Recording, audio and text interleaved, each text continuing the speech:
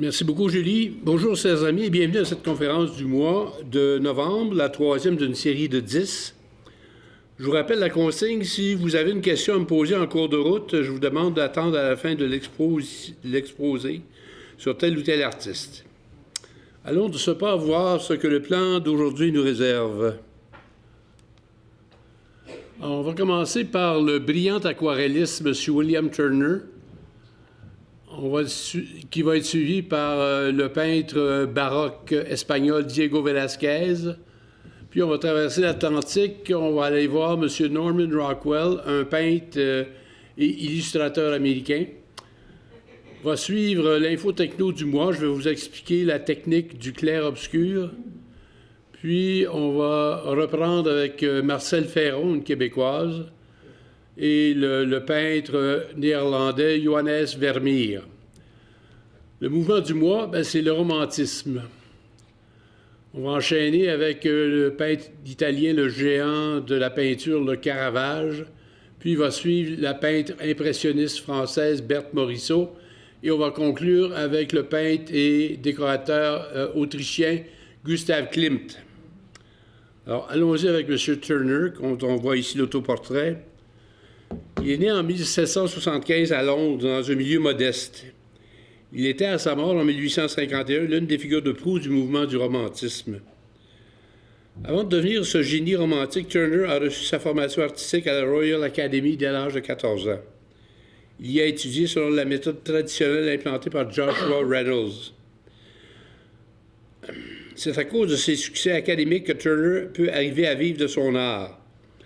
En 1807, il devient professeur de perspective au sein de l'Académie. C'est en 1844 que son tableau, son tableau qui s'intitule Pluie, vapeur et vitesse est produit. On y voit une locomotive qui perce un chaos de nuages. Quand j'ai vu cette toile-là, ça m'a rappelé ce que je vous ai montré, je pense au mois d'octobre, Jean-Paul Lemieux, qui avait fait 3 tableaux qu'il intitulait Le train du midi. Je ne sais pas si vous vous souvenez, il y avait une grande surface enneigée, il y avait le ciel au fond qui était gris, uniforme, et il y avait cette locomotive noire qui s'en venait vers nous. Alors, c'est un bon rapprochement à faire, je pense. Alors, son prochain tableau, c'est Tempête de neige en mer, qui date de 1841. Ça cache tout un secret. Je vais vous raconter l'histoire. En plein mois de février, Turner monte à bord d'un bateau à vapeur au port de Harwich. La nuit promet d'être agitée et, comme de fait, la tempête éclate. Tout l'équipage trouve refuge sous les ponts, mais Turner, qui ne veut pas rien manquer du spectacle, exige qu'on le ligote au mât du navire. Quand son tableau a été exposé à la Royal Academy, il se faisait un plaisir de raconter cette anecdote aux visiteurs. En 1834, il peint l'incendie du Parlement, qu'on voit ici. À part sa fascination pour le feu, son engagement politique est en faveur du parlementarisme. C'est en 1844 qu'il réalise le Négrier, ce bateau qui transportait des esclaves noirs, qui vient confirmer son implication en politique. Sa toile s'inspire d'un fait réel. Le capitaine de Négrier avait fait jeter 133 esclaves noirs par-dessus bord en plein typhon pour pouvoir collecter les assurances. Cette œuvre est un vrai manifeste pour l'abolition de l'esclavage à travers le monde. Turner est surtout connu pour ses paysages marins comme Le naufrage, que vous voyez ici, peint en 1805. La nature l'a toujours inspiré, et c'est à cette époque où le paysage anglais est très à la mode. Turner ramène quelque chose de nouveau et de plus moderne, ne serait-ce que par sa technique. Très souvent, il mélange huile et aquarelle, ce qui donne des effets inédits. En 1817, il se rend en Italie et il peint l'éruption du Vésuve. Turner a été qualifié de peintre de la lumière et sa façon d'aborder la peinture de paysage réussit à atteindre des niveaux d'abstraction jamais vus auparavant. Dans ce sens, il a ouvert les portes à des peintres comme Monet et Rothko. Le feu au sommet de la montagne plonge le ciel en une fumée et dans une lumière mystique. Turner a utilisé des noirs colorés pour représenter les éléments sombres de son aquarelle. Tout le paysage est capturé dans une atmosphère floue, presque impressionniste. Et ça, 50 ans avant l'arrivée du mouvement impressionniste. Le dernier voyage du Téméraire de 1838 nous montre ce valeureux navire qui avait fait honneur à la Royal Navy lors de plusieurs batailles navales, en train d'être remorqué vers un chantier maritime pour être démantelé. La composition du tableau est inhabituelle. En effet, le navire du site est monté en arrière-plan. La beauté de l'ancien navire est en contraste frappant avec le remorqueur sale et noirci qu'on voit en avant. Turner s'est permis une licence artistique en montrant le Téméraire dans son meilleur jour, alors qu'il était rendu en piètre état puisqu'il s'en allait être démantelé. Quand on regarde de près le coucher du soleil, on remarque que les couleurs deviennent plus chaudes et dramatiques. Au-dessus de l'horizon, on voit une bande bleue qui sert à séparer le ciel de l'océan et ajoute un contraste aux couleurs chaudes au-dessus. Certains disent que Turner a voulu montrer par ce tableau le déclin des forces navales britanniques. Vue de Venise à partir du porche de l'église Santa Maria della Salute. Turner se rend à Venise en 1833 et ce tableau reflète exactement la lumière vénitienne. Le ciel est partiellement obscurci par des nuages qui semblent se transformer en bruine à l'horizon. L'eau du Grand Canal passe de l'ultramarine à une myriade de tonalités à l'avant-plan. Il y a des verts, des dorés, des bleus éteints avec des reflets blancs. L'embarcation qui attire l'œil est la gondole à droite, qui est un peu sinistre avec son noir profond. Une technique que Turner utilise pour créer un effet dramatique.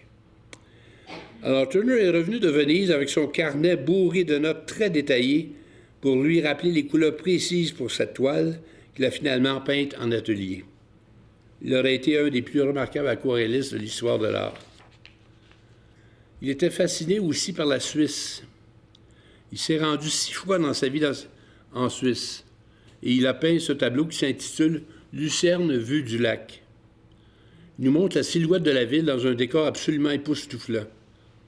Grâce à la réflexion bleuâtre qui semble s'étendre jusqu'au spectateur, la distance entre le milieu du lac et la ville semble être comblée.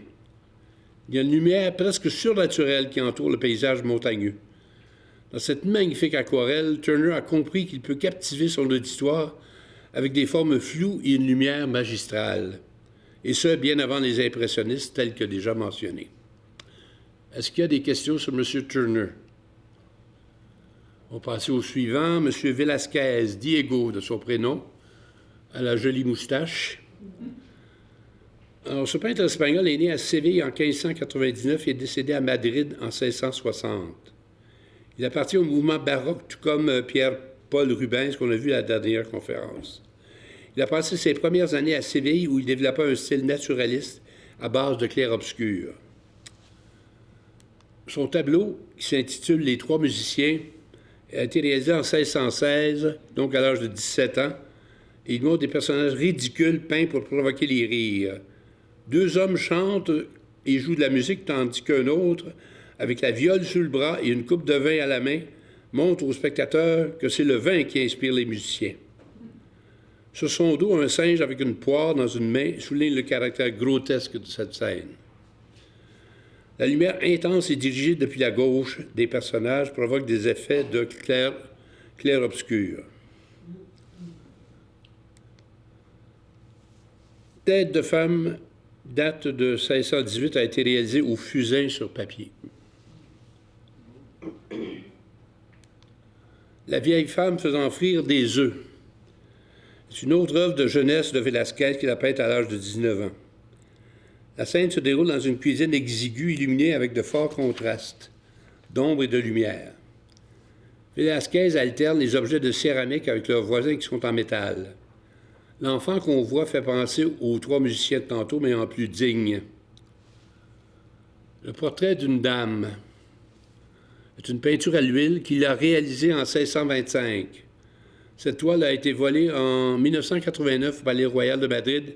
Il n'a pas été retrouvé depuis. Alors, si vous allez dans les ventes de garage, surveillez bien. Le triomphe de Bacchus a été peint quelques années après l'arrivée de Velázquez à Madrid. Cette scène montre le dieu Bacchus qui couronne l'un des 7 ivrognes qui l'entourent. À Madrid, Velázquez a pu contempler la collection de peintures italiennes du roi et s'en inspira pour montrer des nus et des scènes mythologiques. Isabelle de Bourbon. Celle-ci était la fille du roi Henri IV de France et la première épouse de Philippe IV, roi d'Espagne. La couturière est une œuvre réalisée lors du second voyage en Italie vers 1640. Cette toile à l'huile nous montre une jeune femme légèrement inclinée, occupée à coudre. Elle semble très concentrée sur son travail. Son chignon rouge, qu'on voit ici, est en contraste avec les bruns, les verts et les blancs qu'on voit sur le reste du tableau. Velázquez, semble-t-il, a retouché son tableau pour donner plus de lumière et d'ombre sur le visage et la poitrine de la jeune femme. Le repos de Mars.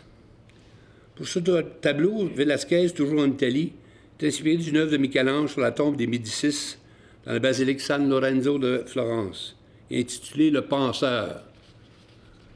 Est-ce que cette pose du penseur ne vous fait pas penser au tableau à la sculpture de Rodin?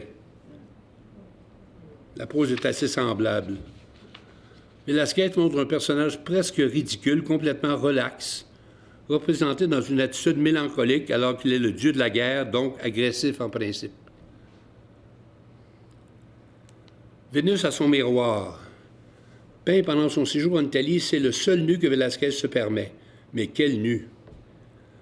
Ce tableau se rattache à la longue lignée des Vénus qu'on a vues à la dernière conférence. Vous vous souvenez, on a vu des Vénus de Botticelli, suivies de celles de Bouguereau, de ça du Titien, du Giorgione, puis on s'est ramassé avec une sculpture grecque du 4e siècle avant Jésus-Christ, faite par Praxitèle. L'infante Marguerite. C'est l'un de ses nombreux portraits de la cour espagnole qu'il a peint. L'infante était l'héritière présumée du trône. Ce tableau date de 1659, soit 1 an avant la mort de Velázquez. Elle apparaît aussi dans la toile suivante qu'on va voir, les Ménines. Alors, cette jeune fille, Marguerite, qui s'est mariée à l'âge de 15 ans avec son oncle Léopold Ier, empereur d'Autriche. Sur ce tableau, l'infante n'a que 8 ans. Elle tend les bras pour montrer avec élégance son vêtement. Les scintillements métalliques du vêtement augmentent la luminosité de l'œuvre. Les Ménines, ça c'est le grand tableau dont tout le monde parle quand on parle de Velázquez. Une ménine en espagnol, ça veut dire des demoiselles d'honneur ou des courtisanes à la cour royale. Ce tableau est aussi connu sous le titre de la famille du roi Philippe IV. Le tableau représente l'atelier de Velázquez. On y voit ce dernier en train de travailler à une œuvre immense qu'on voit seulement de dos. Le personnage qu'on voit, évidemment, c'est Velázquez lui-même. Et il est accompagné d'un groupe de courtisanes qui entourent une jeune princesse, l'infante Marguerite, qu'on a vue tantôt. Au fond, on distingue sur le mur des peintures accrochées et un miroir où se reflète un couple qui s'agit en fait du roi Philippe IV et de son épouse. Le sujet principal de la toile devait être l'infante Marguerite, l'héritière du trône. Mais, sauf qu'avant que l'œuvre ne soit terminée, la reine a donné naissance à un garçon. Il a donc fallu que Velázquez modifie le tableau. Et depuis ce temps-là, les experts se confondent en conjoncture pour savoir quelles sont les modifications qu'il a apportées. On va voir ici. Ça, c'est parmi les courtisanes, il y avait une naine et un nain. C'était fréquent dans les cours royales d'Europe d'avoir des nains ou des naines pour amuser les enfants. Ici, on voit l'infante Marguerite. Bon, maintenant, est-ce qu'il y a des questions sur Velázquez? On va passer à M. Norman Rockwell, qui est un artiste américain né à New York en 1874 et décédé à Stockbridge, au Massachusetts. Il est célèbre pour avoir illustré de 1916 à 1963, ça fait tout un bail, les pages couvertures du défunt magazine de Saturday Evening Post. Son style est naturaliste et réaliste. Il représente la vie quotidienne des Américains de classe moyenne. On le voit ici derrière, dans son atelier avec une toile qu'il a peinte pour illustrer la liberté de culte. Il a fait une œuvre évidemment considérable, mais on va se concentrer seulement sur les tableaux qu'il a produits pendant la Deuxième Guerre mondiale et aussi pendant les années 60, où il s'est intéressé activement à des causes sociales du moment. Alors, le premier tableau qu'on va voir de lui, ça s'intitule « À l'abri du besoin ». C'est une œuvre de 1942, donc en plein milieu de la guerre, inspirée d'un discours du président Roosevelt, où le président avait mentionné que les Américains, selon lui, jouissaient de 4 grands avantages. Ils pouvaient être à l'abri du besoin, ils pouvaient être à l'abri de la peur, ils jouissaient de la liberté de parole et de la liberté de culte. Alors, on voit ici, c'est la maman qui apporte la dinde farcie traditionnelle de la Thanksgiving, qui est une fête aussi fêtée aux États-Unis que Noël, devant la famille aux mines réjouies. Ce tableau, la liberté de parole, fait partie justement de ce groupe. Peint en 1943, on voit un homme se levant dans une assemblée publique pour exprimer son opinion, la liberté de parole. The American Way, de 1944, est le reflet d'un idéal bien américain de toujours aider les autres dans le besoin. On voit une jeune fille nourrie par un GI. Le fusil à côté du soldat nous rappelle qu'il a aussi le rôle de combattre l'ennemi. On voit que l'artiste glorifie cette situation en la nommant « The American Way ».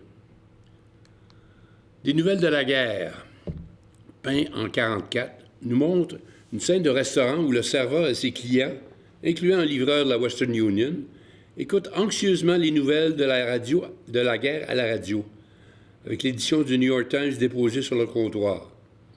Mais Rockwell n'a jamais publié cette œuvre parce qu'il craignait que les gens ne saisissent pas que ces personnages écoutaient la radio.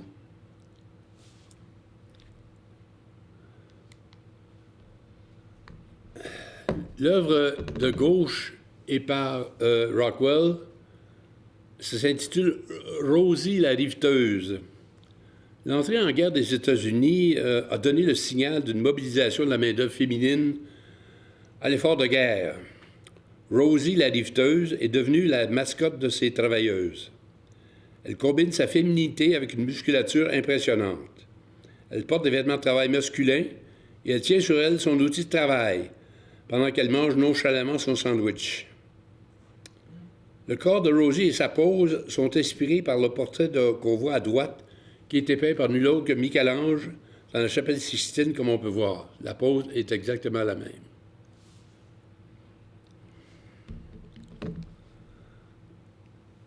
Le retour du soldat, en 1944. La scène nous montre un GI de retour de guerre dans le Pacifique, car il tient dans sa main un drapeau japonais qu'il a rapporté du front. Il répond de toute évidence aux questions que ces gens de son village lui posent avec beaucoup de curiosité. La scène se déroule dans un atelier de mécanique.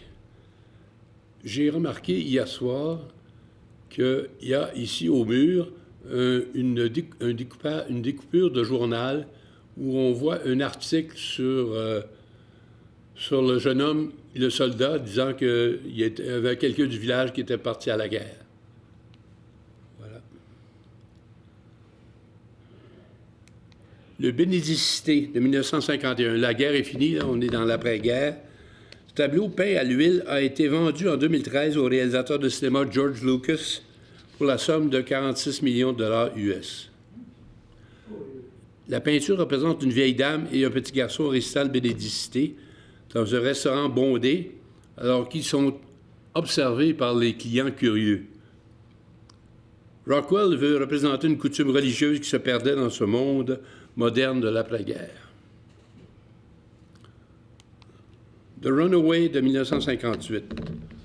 Je pense que cette scène-là parle d'elle-même, c'est-à-dire on voit que le petit garçon a quitté le nid familial avec son baluchon sur l'épaule et qu'il a été intercepté par un policier qui a décidé de l'amener au restaurant pour lui payer la traite avant de le ramener à la maison. Alors, Rockwell représente un phénomène fréquent chez les jeunes de vouloir s'échapper du nid familial. Rockwell lui-même a vécu cette expérience dans sa jeunesse. Il raconte. J'avais décidé de partir de la maison. Alors, je me suis rendu sur la plage et j'ai lancé des galettes tout l'après-midi. Puis la noirceur est venue et le vent s'est levé. Alors, je suis rentré piteusement à la maison. Meurtre au Mississippi. Pendant les années 60, il y a eu la lutte pour les droits civiques dans le sud des États-Unis, comme vous vous souviendrez.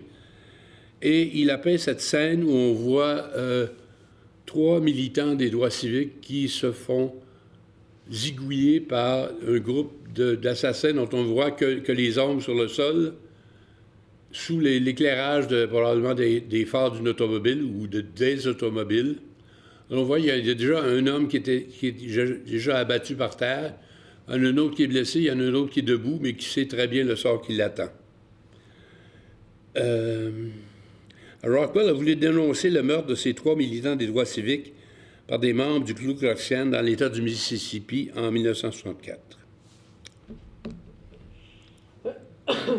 Ceci n'est pas un tableau, c'est une photo pour montrer la scène qui s'est passée en 1964, justement, où on voit la jeune fille de 6 ans seulement, Ruby Bridges, qui quitte une école à Nouvelle-Orléans, escortée par des agents du FBI qui sont là pour la protéger contre les parents qu'on ne voit pas sur la photo, mais qui lui crient toutes sortes d'insultes parce qu'elle a osé venir fréquenter une école qui était jusque-là pour les Blancs seulement.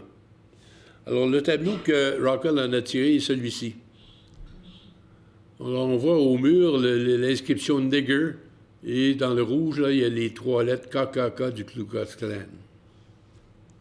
Ah oui, à propos de ce tableau-là, c'est à partir de ce moment-là que Rockwell et le Saturday Evening Post se sont séparés parce que le Post ne voulait pas publier cette toile-là en page couverture, j'imagine de peur d'offenser ses lecteurs dans le sud des États-Unis.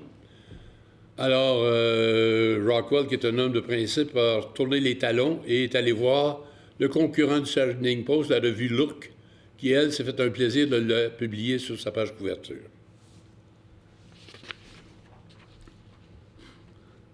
Je vais vous montrer la dernière photo, c'est Norman Rockwell qui fait son autoportrait. De façon un peu rigolote, parce qu'on le voit 3 fois, on le voit dans le miroir, on le voit de dos, et on voit son dessin sur le tableau. Alors, si jamais Rockwell vous intéresse, vous pourriez vous rendre à 4 heures de voiture du Québec, à Stockbridge, dans le Mass, pour visiter sa maison et son atelier qui sont transformés en musée où ses œuvres principales sont accrochées. Ça vaut vraiment le détour. Moi, je l'ai fait moi-même. Est-ce qu'il y a des questions sur Rockwell? Pouvez-vous répéter où est sa maison? À Stockbridge, la petite ville de Stockbridge, dans l'ouest du Massachusetts. Bon, l'info techno du jour... Oui, quoi? Il y a une chose qui m'intrigue, c'est le chapeau en haut. C'est comme le chapeau français, là, les cadres républicains. Oui. Ah, je ne sais pas. Je ne sais pas pourquoi. Moi, j'ai aucune idée, moi non plus. Oui, mais j'ai exactement un chapeau comme ça chez moi. OK. Ah oui, c'est vrai. Eh bien, bravo. Alors, l'info technique du jour, c'est le clair-obscur. Le clair-obscur, ou chiaroscuro en italien, c'est une technique qui permet de produire des effets de contraste de luminosité par rapport avec l'utilisation de jeux d'ombre et de lumière sur un sujet donné. L'initiateur de cette technique a été le Caravage, peintre italien, qu'on va voir tantôt. Il fait côtoyer en contact direct les parties claires et foncées de ses œuvres, sans dégrader, amplifiant ainsi les contrastes. Cette technique a plusieurs avantages. A. Elle permet d'augmenter la tension dramatique dans le tableau. B. Elle fige les attitudes à un moment précis. Et C. Elle donne du volume au personnage en ajoutant l'illusion du relief. Alors, je vais vous montrer les exemples que j'ai à vous citer. Alors, ce que vous voyez au tableau, ce sont 2 toiles du Caravage.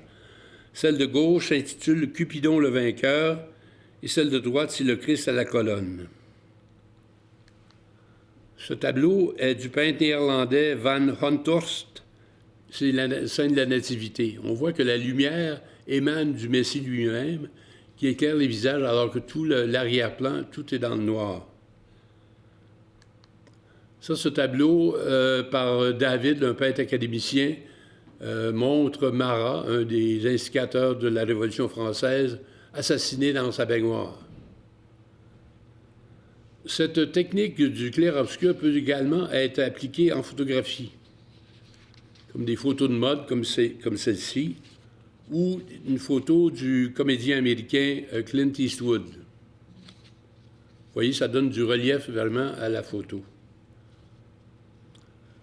Bon, on va aller voir la peintre québécoise Marcelle Ferron, qu'on voit ici. Alors, cette peintre québécoise est née à Louisville, pas loin d'ici, en 1924 et décédée à Montréal en 2001. À l'École des Beaux-Arts, elle se lie avec des artistes du mouvement automatiste qui amènent la peinture vers l'abstraction. En 1948, elle co-signe le Refus global avec plusieurs autres artistes tels Bordua, Sullivan, Gauvreau et Leduc. Elle était...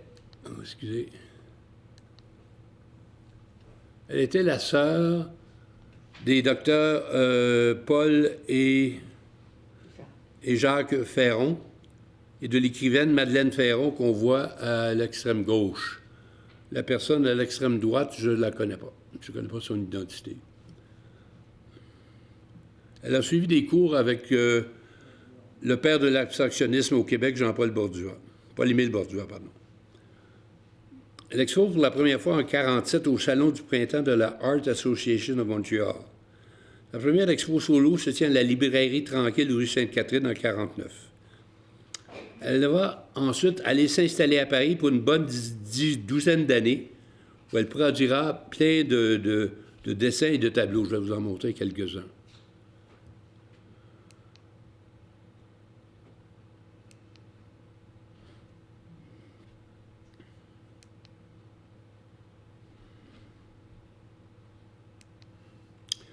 Cette toile-là s'intitule Ronquerolles, faite en 1960, est sans doute sa plus importante. C'est avec ce tableau qu'elle a gagné la médaille d'argent à la Biennale de Sao Paulo en 1961. Elle s'était distinguée parmi des centaines d'artistes venus de 50 pays qui y participaient. Cette toile est évaluée à $1 demi-million. Là-bas, à Paris, elle s'initie à l'art du vitrail, à l'atelier de Michel Blum en 1964. Elle venait de trouver là son médium préféré d'expression. Ses vitraux les plus célèbres sont ceux de la station de métro Champ-de-Mars à Montréal. C'est une des premières œuvres non figuratives à être installée dans le métro. Ce travail est vu comme une dénonciation des politiques artistiques de Robert Lapalme, qui était le conseiller artistique du métro, nommé par le maire Drapeau. Celui-ci aurait préféré des œuvres qui illustreraient une page d'histoire de Montréal. Après une longue polémique, sa proposition, même si abstraite, a été retenue. D'autres de ses œuvres pourraient être vues. On va voir d'autres photos de la station de métro Champ-de-Mars. D'autres de ses œuvres peuvent être vues à la station de métro Vendôme, à l'hôpital Sainte-Justine, au palais de justice de Granby et au pavillon Bronfman de l'Université Concordia. Un de ces vitraux se trouve à l'Université Bishop de Lennoxville, qui commémore les 14 victimes de la tuerie de l'École polytechnique en 1989. En 1983, elle reçoit le prix Paul-Émile Bordua. En 1985, elle est reçue chevalière de l'Ordre national du Québec.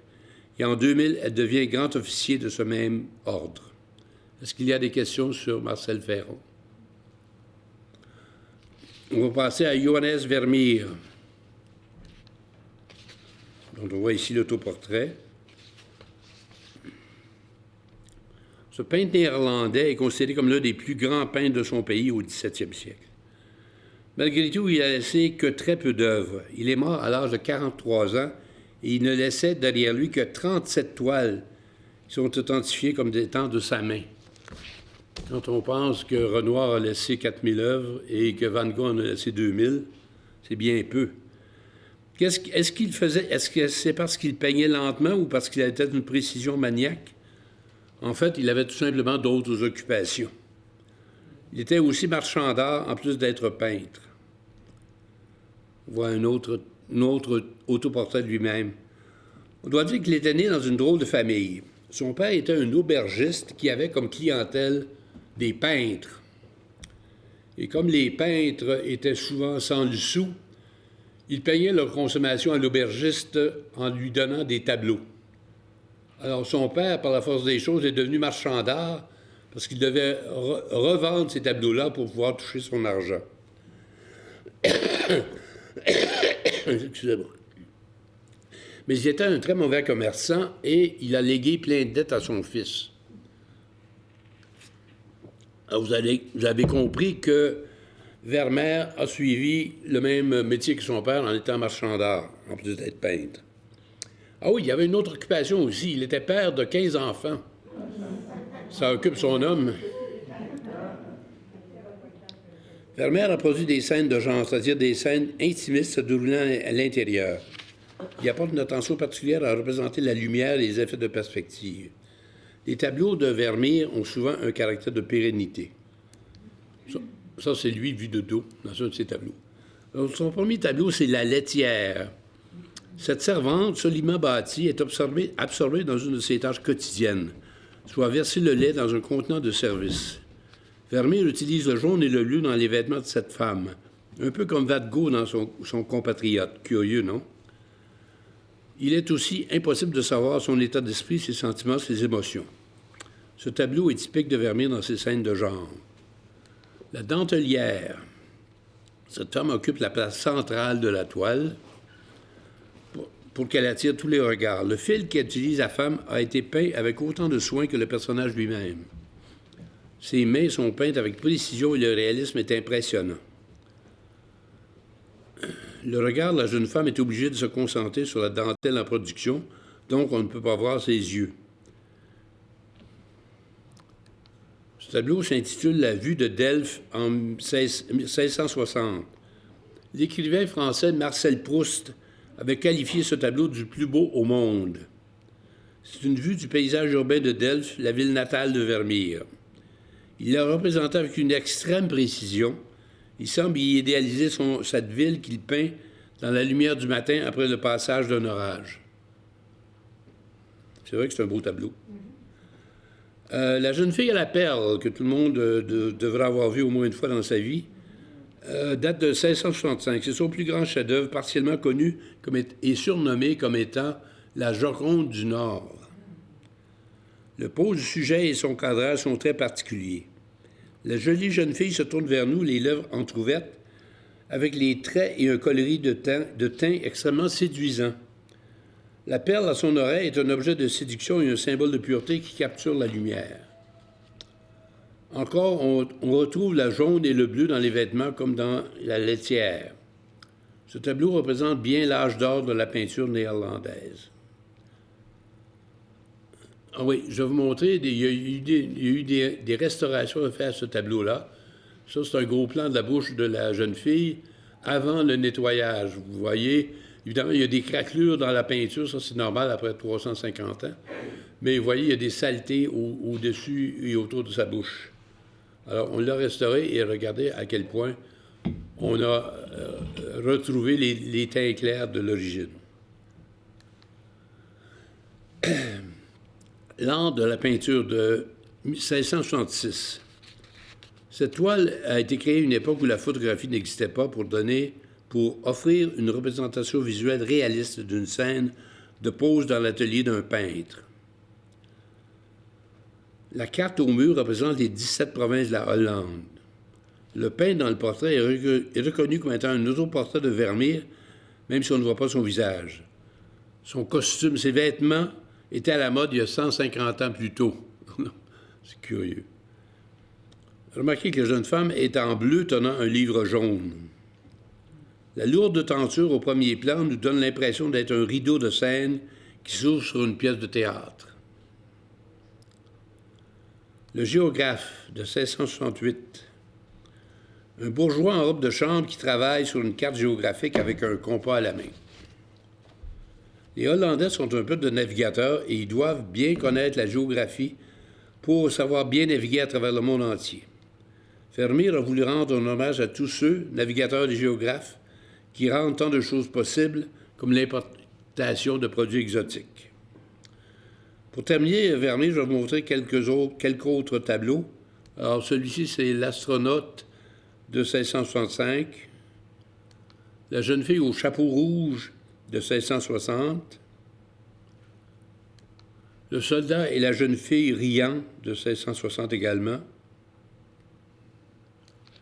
la liseuse à la fenêtre de 1659. Vous remarquerez que c'est toujours la même composition. Il y a toujours une fenêtre à gauche. La lumière va toujours de ce côté-là et les personnages sont au centre du tableau. Et le dernier, c'est la jeune fille à la flûte de 1655. Est-ce qu'il y a des questions sur Vermeer? Avec le mouvement du mois, qui est le romantisme,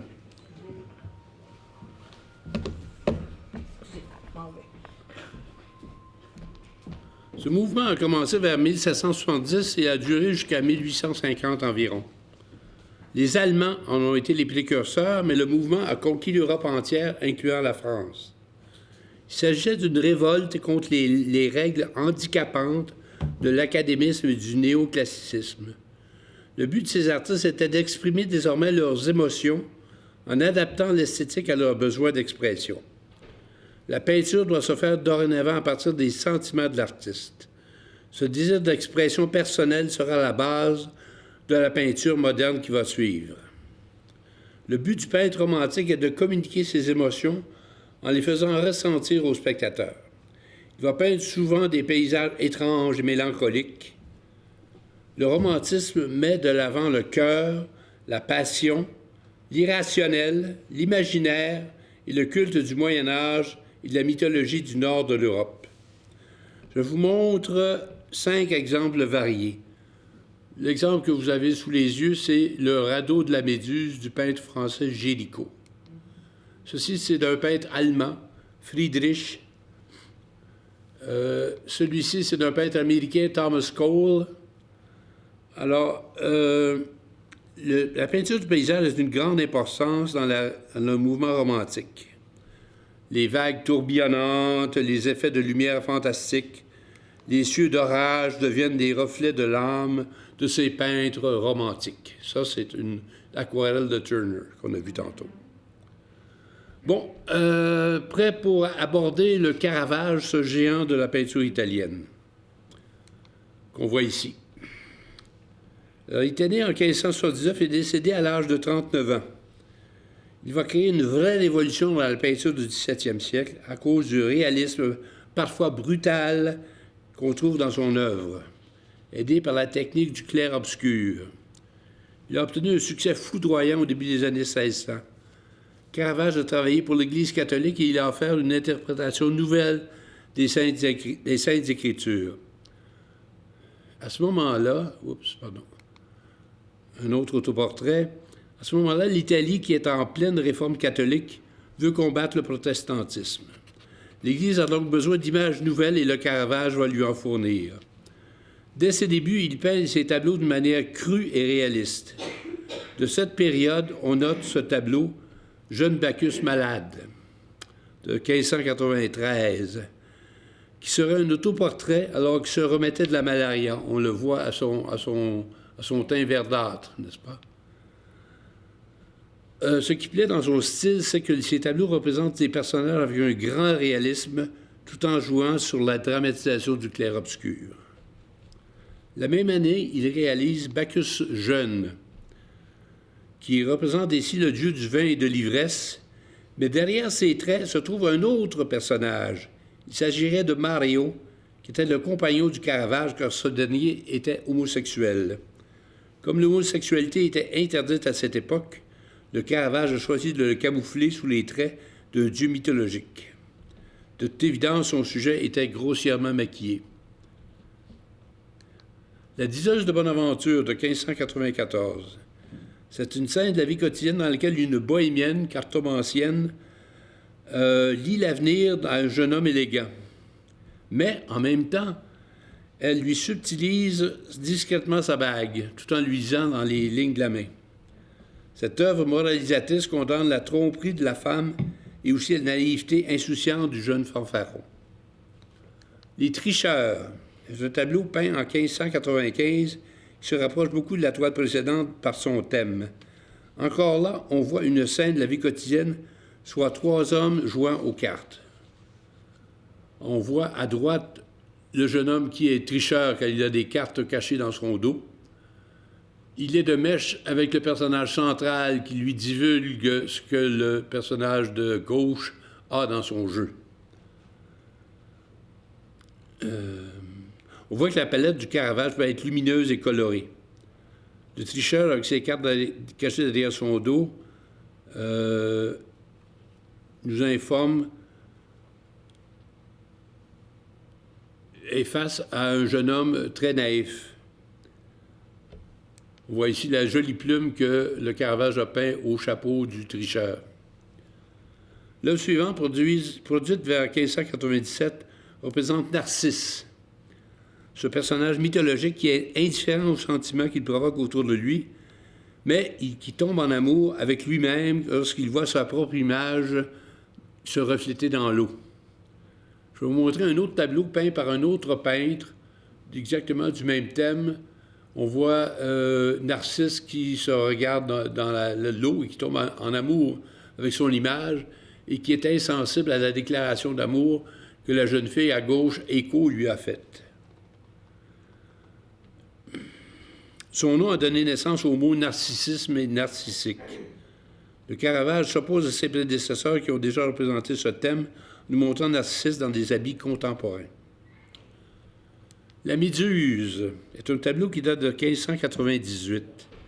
Le mythe de la Méduse est celui de l'une des 3 gorgones qui avait le pouvoir de transformer en pierre tous ceux qui croisaient son regard. Finalement, à un moment donné, à son grand désarroi, ses cheveux se sont transformés en vipères, et c'est ce que le peintre nous représente ici. David et la tête de Goliath. En 1609, le Caravage réalise ce tableau dramatique en clair-obscur. Or, ce qui est remarquable dans cette toile, c'est que Goliath, c'est le Caravage lui-même. C'est son autoportrait. Son ultime autoportrait, réalisé 1 an avant sa mort. Comme toujours, il nous montre avec un réalisme saisissant la lividité cadavérique de Goliath. On peut dire que le Caravage fait ici une autocritique et se condamne lui-même pour la vie dévergondée qu'il a menée. Car oui, le crime faisait partie de sa vie. Il avait une personnalité sanguine, susceptible et il était bagarreur. Le peintre fréquente assidûment les tavernes et il portait toujours l'épée qu'il était prompt à dégainer pour défendre son honneur. En 1606, les choses se corsent. Pendant une fête à Rome, il se bagarre avec un jeune homme qui l'atteint mortellement avec son épée. Condamné à mort par le pape, il s'enfuit et se réfugie à l'île de Malte. Le garçon mordu par un lézard. Cette œuvre de jeunesse nous montre le jeune homme surpris par la morsure d'un lézard qui sort d'un bouquet où il était caché. Ce thème peut signifier que dans le grand plaisir peut se cacher une grande douleur, comme dans une peine d'amour. La pose affectée du personnage, sa tête androgyne, le doigt mordu qui peut faire référence au doigt d'honneur, peuvent constituer des symboles relatifs à l'homosexualité du Caravage. On va laisser le Caravage sur ce sublime tableau peint en 1607 qui se nomme le Christ à la colonne que vous avez vu tantôt comme illustration du clair-obscur. Alors on voit que le Christ est en train d'être attaché avant d'être flagellé par ses bourreaux. La brutalité de leurs gestes et l'apparence de lassitude du Christ reflètent une réalité cruelle. Encore ici, l'usage du clair-obscur ajoute beaucoup de tension dramatique à cette scène. Le Caravage aurait été un peintre d'une grande intensité qui ne peut nous laisser indifférents. Est-ce qu'il y a des questions sur le Caravage? On va passer à l'impressionniste Berthe Morisot, qui était né en 1841 à Bourges et décédé à Paris en 1995, à l'âge de 54 ans. C'était un membre à part entière du groupe des impressionnistes. Elle naît dans une famille à l'aise dont la mère avait offert à ses enfants des cours de peinture pour faire une surprise à son mari, qui était lui-même un amateur d'art. Berthe et sa sœur se retrouvent à suivre des cours du renommé peintre Camille Corot. Certains ont remarqué que Berthe tient de lui ses teintes claires, démontrées dans son tableau Chaumer en Normandie, où son talent se révèle. Au Louvre, où elles vont reproduire certains chefs-d'œuvre, les sœurs Morisseau ont fait la connaissance d'Édouard Manet, le grand impressionniste. À partir de là, les familles Manet et les familles Morisseau invitent des gens dans des soirées comme l'écrivain Charles Baudelaire ou le peintre James Tissot qu'on a vu à la première conférence. Ce tableau de Berthe s'intitule « Madame Morisseau et sa fille » a été accepté et exposé au Salon de 1870. En 1971, Berthe réalise une toile qui représente sa sœur et sa fille vues de dos et montrant une vue distante de Paris. Le titre est « Femmes et enfants au balcon ». Berthe aimait tellement ce tableau qu'elle en fit une copie à l'aquarelle qui se trouve actuellement au Art Institute de Chicago. Son atelier ayant été endommagé par la guerre en France de 1870, comme elle ne pouvait travailler dans son atelier, Berthe décide d'aller poser pour Édouard Manet. De cette période est sortie Berthe Morisseau au chapeau noir de 1872, qui est une œuvre de Manet, évidemment. La maîtrise démontrée par Berthe dans ses œuvres qui ont suivi a commencé à subjuguer ses camarades, qui l'ont alors reconnu comme artiste à part entière, en particulier Edgar Degas. Dans ses toiles, elle délaissait les tons sombres pour s'en aller vers des tonalités plus claires et éclatantes. Manet se laissa influencer par les tons clairs qu'elle montra dans son tableau Le Berceau de 1872 qu'elle soumit au salon. J'ai omis de vous dire que Berthe s'était mariée pendant ce temps-là avec le frère d'Édouard Manet, Eugène, et qu'elle avait accouché d'une belle grosse fille prénommée Julie. À la fin de 1973, un groupe d'artistes dont Monet, Pissarro, Sisley et Degas forment la Société anonyme des artistes peintres à laquelle Berthe a adhéré. Au premier salon de ces artistes, Berthe exposa 14 de ses toiles.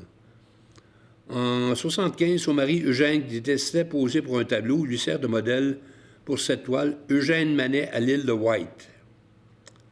En 1976, elle expose à la galerie Durand-Ruel, un grand marchand d'art et promoteur des impressionnistes. Sa jeune fille au bal. Elle est en voie de devenir une figure de proue du mouvement impressionniste en même temps que son amie l'américaine Mary Cassatt, que l'on a vue au mois d'octobre. Excusez-moi. Pour la première fois dans l'histoire de l'art, deux femmes sont considérées comme des leaders d'un mouvement d'avant-garde. Elle peint Femme à sa toilette en 1880, et en 1983, on voit Eugène Manet avec sa fille Julie au jardin. En 1987, elle est invitée à exposer à Bruxelles avec un groupe d'artistes d'avant-garde, dont Seurat et Pissarro. La participation de Berthe comprend le Corsage rouge, peint en 1885. En 91-92, elle avait fait plusieurs études préparatoires pour cette toile de Cerisier, où on voit sa fille Julie, à l'âge de 13 ans, grimper dans un escabeau en train de cueillir des fruits. En 92, la santé d'Eugène Manet déclinait de plus en plus et il décéda le 13 avril. Par la suite, Berthe représente sa fille dans ce tableau intitulé « Julie avec son lévrier » en 1993. Hélas, Berthe Morisseau va mourir prématurément en 1895 d'une congestion pulmonaire. On la laisse sur ce joli autoportrait. Est-ce qu'il y a des questions sur Berthe Morisseau? On va passer à le dernier artiste de la journée, Gustav Klimt, qu'on voit ici, qui était né en 1862 à Vienne, dans l'Empire austro-hongrois, sous l'empereur Franz Joseph. Celui-ci était fermement opposé au modernisme. Il était contre l'électricité, contre les ascenseurs et contre les voitures. Gustave s'est inscrit à l'école des arts décoratifs plutôt qu'à l'école des beaux-arts. Il vient d'une famille de 5 enfants dans un milieu modeste où toute la famille vivait dans une seule pièce. Ses 2 frères viendront étudier avec lui dans cette école. L'enseignement y est très libéral et elle produira de grands artistes. À la sortie de l'école, Gustave s'unit à son frère Ernst et à un ami Frey March pour former une équipe de décorateurs. On voit ces 2 autres personnages dans des costumes de théâtre. Et ils vont connaître un succès énorme. Gustave fait d'abord des illustrations nommées Idylle en 1894. On voit qu'il est le précurseur de l'art nouveau, avec son amour des motifs décoratifs. Vous voyez, ici, c'est signé GK, c'est-à-dire Gustave Klimt, en 84, le titre de l'œuvre, et ses personnages très, très bien représentés. Et comme il est allé à l'école des arts décoratifs, bien, il met ça à profit. Il comble les vides dans le tableau avec des motifs très, très jolis. Dans le tombeau de Roméo et Juliette, qu'on voit ici, c'est une œuvre qui lui avait été commandée. Il y a 3 des spectateurs qu'on connaît bien. Ici, on voit c'est comme une pièce de théâtre, finalement. Ce qu'on voit ici à gauche, Roméo et Juliette sur la scène, et là, les autres sont des spectateurs. Et ces 3 personnages-là, qu'on va voir ici, ce sont les 3 associés de la firme de décoration.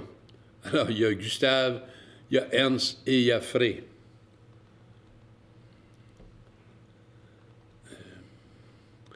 Ah oui, cette œuvre, le grand théâtre de Vienne, qui s'appelle le Burgtheater, allait être rebâti et la firme de Klimt avait obtenu le mandat d'y faire cette fresque qu'on voit ici, le tombeau de Roméo et Juliette.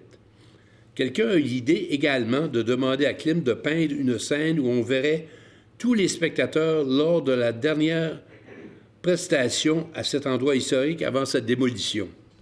Alors, ça a amené à ce tableau qu'on voit ici.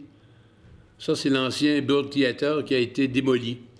Et pour perpétuer ce souvenir, on a demandé à Klimt de représenter sur ce tableau 150 personnages qui étaient présents à ce moment-là. Alors, ce qui est arrivé, c'est que pendant un an de temps, les 150 personnes se sont présentées à tour de rôle à l'atelier de Klimt pour qu'ils fassent leur portrait et l'insèrent dans ce tableau. Ce tableau a été accroché au mur du nouveau Burgtheater, évidemment. En 1998, un groupe de peintres mené par Klimt décide de se séparer du mouvement académiste pour aller exposer à la Maison des artistes. C'est ce qui s'est appelé la sécession viennoise. La première exposition de ce groupe va connaître un succès retentissant avec la visite de l'empereur lui-même, imaginez. Les modernistes vont séduire la haute bourgeoisie juive d'Autriche qui va les encourager. Ce succès permet la construction de la Maison de la Sécession, que j'ai eu le plaisir de visiter lors d'une visite à Vienne. Et c'est là que se tenaient les expositions des modernistes.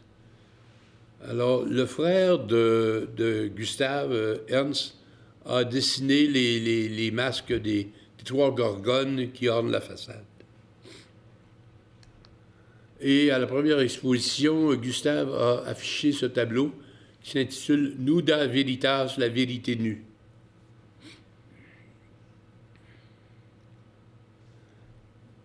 Alors, après ça, Gustave se lance dans une série de portraits de femmes de la haute bourgeoisie, principalement juive de Vienne, tel ce tableau de Adèle Bloch-Bauer de 1907, qui s'est vendu récemment 135 millions américains. Ce qui lui a inspiré l'ajout de dorures dans ses tableaux, ce fut sa visite des mosaïques de l'église byzantine de San Vitale à Ravenne, en Italie. Vous voyez, les icônes et byzantins sont entourés de mosaïques à feuilles d'or. La même chose ici. Alors, ça a donné à Klimt l'idée d'introduire des dorures dans ses tableaux. Il a fait, après ça, le tableau Judith et Holoferne en 1901, suivi de Judith II Salomé en 1909. Son Baiser est un tableau très, très connu, son plus connu, j'imagine. En 1907, celui-ci était rapproché de celui d'Auguste Rodin, qui produit à peu près à la même époque ce Baiser, lui aussi. Le portrait que Klimt a fait de Danaé, qu'il réalise la même année, peut être comparé à la Danaé du Titien, qu'on voit ici. Son portrait de Fritza Hiller, peint en 1906, a peut-être été inspiré par le tableau de Velázquez qu'il a fait en 1655 sur la Reine Marie. Remarquez l'aura autour de la tête de Mme Riedler, et vous allez voir que Velázquez avait fait quelque chose de très semblable en 1655.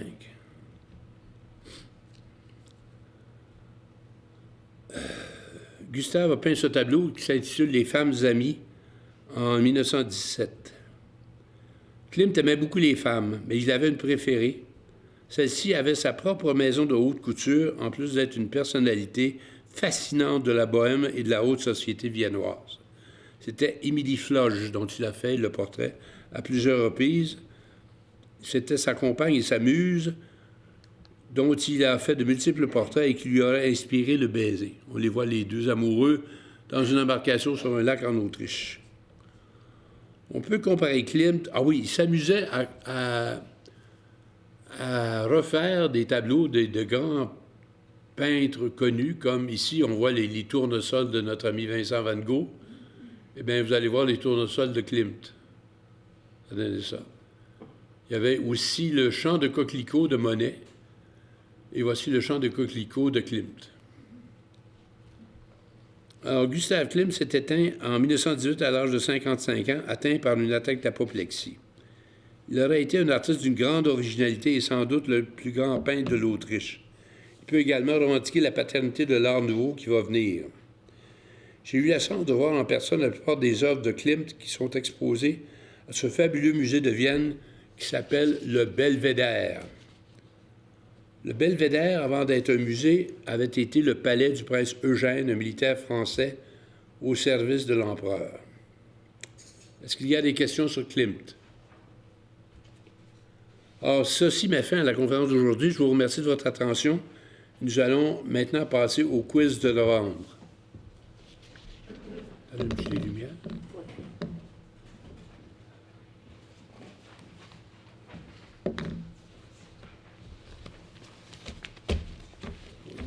Alors, la première question, dans quel médium pictural William Turner excellait-il?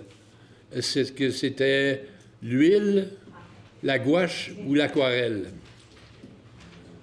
Deuxième question, nommez un peintre qui utilisait le clair-obscur dans ses œuvres. On en a parlé abondamment aujourd'hui. Dans quel musée de Vienne trouve-t-on la plupart des œuvres de Klimt? Je viens de mentionner ce nom-là 2 fois en fin de conférence.